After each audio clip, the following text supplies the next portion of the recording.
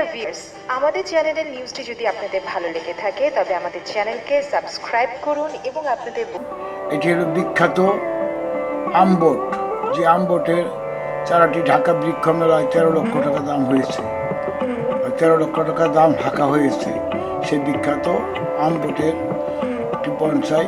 এটাকে আমি আজকে হালকা প্রুনিং করব, এটা আপনারা দেখেন।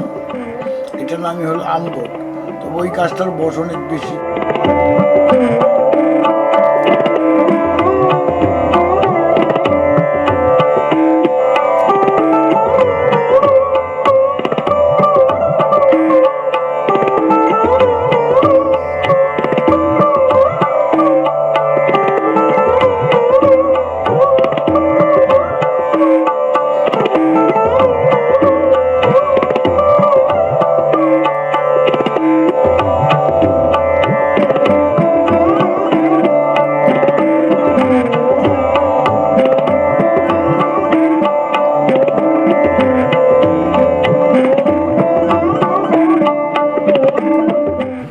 প্রিয় ভিউয়ার্স, আজকে আবার বনসাই নিয়ে কথা বলবো। বনসাইয়ের শুরুর যাত্রাটা হয়েছিল চীন দেশে।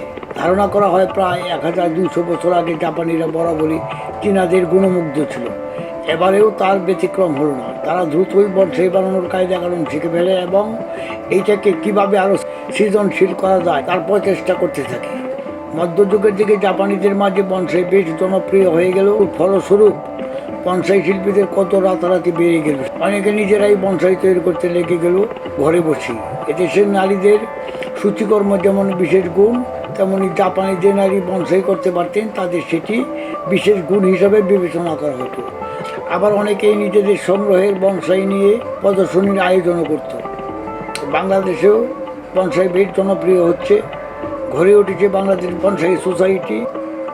এই গাছটির দাম হাঁকা হয়েছিল বৃক্ষমেলায় 13 লক্ষ টাকা। আমি জানতে পারলাম যে গাছটা নাকি 7 লাখ টাকা এক লোকে দাম করছে। এটা হলো সর্বোচ্চ দাম। বাংলাদেশে এর চাইতে বেশি বনসাইয়ের দাম উঠে নেয়।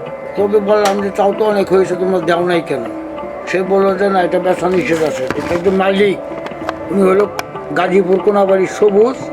উনি বলছে যে না, এর কম হলে আমি বেচবো না, এটা এইভাবেই থাকবে। হয়তো উনি বেচবেনই না, এই জন্য এত দাম চাইছে। হয়তো এরকম হইতে পারে না।